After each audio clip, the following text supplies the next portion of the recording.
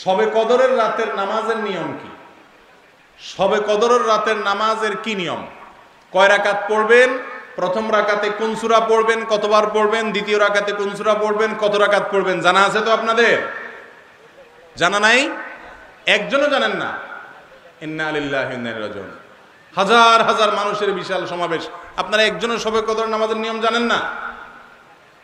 এটা তো খুব খারাপ কথা ভাই, নিয়ম তো জানতে হবে। আচ্ছা আমি বলে দিচ্ছি, শবে কদরের নামাজের নিয়ম হলো অন্য যে কোনো নামাজ যেভাবে পড়েন শবে কদরের নামাজও একইভাবে পড়বেন। এই হলো শবে কদরের নামাজের নিয়ম।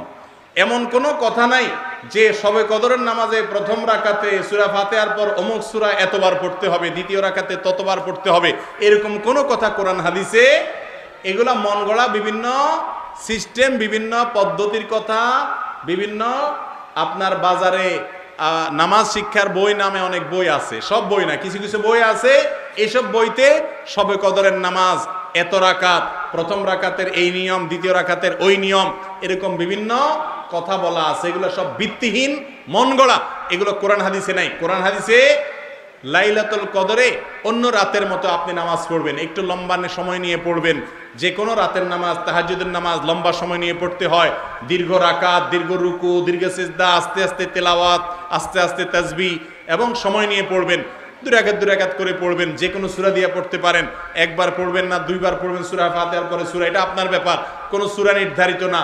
আপনি লাইলাতুল কদরের একটা জিনিস নির্ধারিত, সেটা হলো একটা দোয়া হাদিসে বর্ণিত হয়েছে, আম্মা জানা আয়েশা রাদিয়াল্লাহু তাআলা আনহাকে নবী করিম সাল্লাল্লাহু আলাইহি সাল্লাম শিক্ষা দিয়েছেন, তুমি যদি লাইলাতুল কদর পাও তাহলে দোয়া করবা। কি দোয়া? আল্লাহুম্মা ইন্নাকা আফুউন তুহিব্বুল আফওয়া ফাআফু আন্নী। আল্লাহ আপনি ক্ষমাশীল, ক্ষমা করতে ভালোবাসেন, অতএব আমাকে ক্ষমা করে দেন।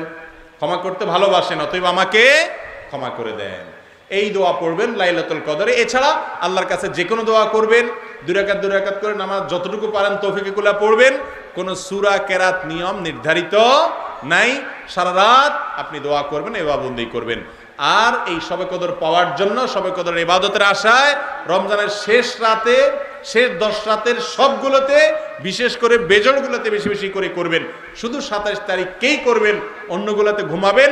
এটা সুন্নাহ সম্মত লাইলাতুল কদরের তালাশ নয়।